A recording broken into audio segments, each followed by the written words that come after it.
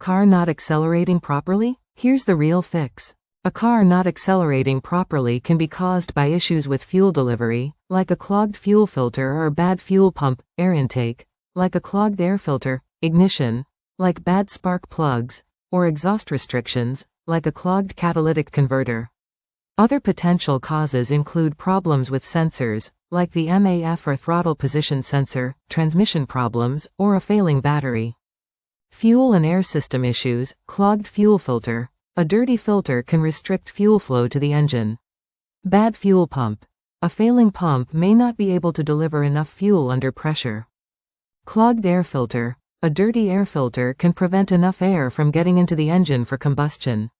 Dirty mass airflow, MAF, sensor. This sensor measures the amount of air entering the engine. If it's dirty, it can send incorrect data, leading to poor acceleration. Fuel injector problems. Dirty or clogged fuel injectors can disrupt the fuel-air mixture. Ignition and engine problems, failing spark plugs. Worn or fouled spark plugs can cause misfires, hesitation, and jerky acceleration. Timing belt issues. A slipped or broken timing belt can severely impact engine performance, including acceleration. Low engine compression. This can result from worn piston rings or other internal engine wear and can cause a loss of power.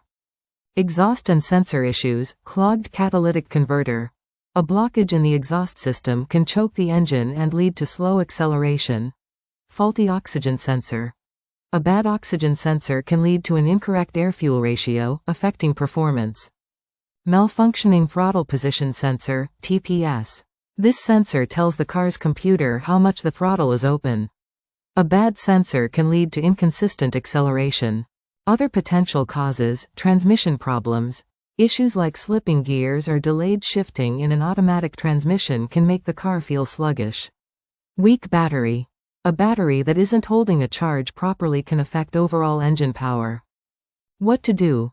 Check the easy things first. If you are comfortable, check and potentially clean or replace the air filter. Use an OBD2 scanner.